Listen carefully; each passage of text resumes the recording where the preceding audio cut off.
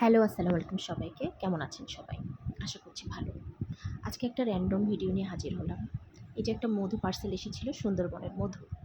দুপুরবেলা আয়োজন ছিল খুবই স্বল্প পরিমাণে। কাঁঠালের বিচির ভর্তা করেছিলাম আর এর সাথে করেছিলাম সয়াবিন বড়ির ভুনা। আর আজকে ফ্রিজ খুলে দেখি তেমন কিছু নেই রান্না করার মতো। সপ্তাহের বাজারও করা হয় নাই।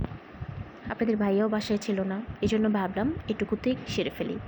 প্রথমে সয়াবিন বড়িগুলোকে সেদ্ধ করে নিয়েছিলাম হালকা লবণ দিয়ে। এরপর এগুলোকে ভালোভাবে পানিটা ছেঁকে একদম চিপে চিপে পানি ছাঁকতে হবে।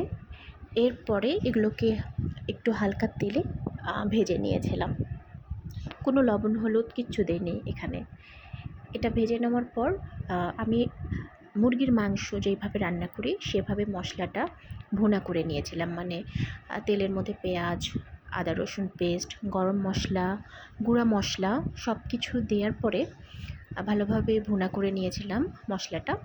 তো মশলা যত ভালোভাবে ভুনা করবেন তরকারির স্বাদ কিন্তু ততই ভালো হয়, এটা আমরা সবাই জানি। তো ভালোভাবে মশলা ভুনা করার পরে সয়াবিন বড়িগুলো দিয়ে দিতে হবে। তো তারপরে যেভাবে আমরা মুরগির মাংস রান্না করি ঠিক সেভাবেই রান্না করা যায়। আর এই সয়াবিন বড়ি নাকি অনেক ভিটামিন, অনেক প্রোটিন সমৃদ্ধ। তাই ভাবলাম যে আজকে একটু প্রোটিন খাবারটা খাই। আর এগুলো মুরগি, মাছ দিয়ে ঝোল করলেও অনেক ভালো লাগে। আর আমি আমার জানা মতে সনাতন ধর্মাবলম্বী যারা আছেন তারা মনে হয় এটাকে বেশি খান। আচ্ছা, যাই হোক। তো আজকে এই তো সিম্পল খাবার দিয়ে দুপুরটা পার করেছিলাম। আর প্রতিনিয়ত যা যা রান্না করি তারই মূলত আমি ছোটোখাটো ভিডিও দেওয়ার চেষ্টা করি। জানি না আপনাদের কেমন লাগে, আর যদি ভালো লেগে থাকে তাহলে পাশে থাকবেন অবশ্যই। আর আমি তো গৃহিণী, এই জন্য আর কি বাইরে যখন ঘুরতে যাই সেই ছোটো ছোটো ক্লিপসগুলো আপনাদের সাথে শেয়ার করি। আবার বাসায় যে রান্নাবান্না করি সেগুলো ক্লিপস আপনাদের সাথে শেয়ার করি।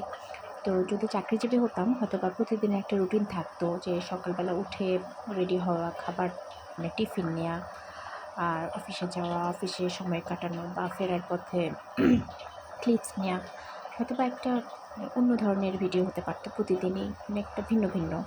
কিন্তু আমি তো গৃহিণী, বাসাতেই আমার সব কাজ, সকাল থেকে রাত পর্যন্ত প্রতিনিয়ত একই কাজ করা হয়। তো প্রতিদিন তো আর সব দেখানো যায় না। এই জন্য আমি যে রান্নাগুলো করি মোটামুটি আমাদের ফ্যামিলি মেম্বারদের জন্য, মূলত আমি সেগুলোই আপনাদের সাথে ছোটো ছোটো ক্লিপস নিয়ে শেয়ার করি। তো আপনারা একটু আমাকে আইডিয়া দিবেন যে আপনারা কী কী ধরনের খাবার খান বা কী কী ধরনের তরকারি আপনারা রান্না করেন। আসলে রান্না করতে করতে প্রতিনিয়ত এমন হয়ে গেছে যে কোনো দিন খুঁজেই পায় না যে কী রান্না করব।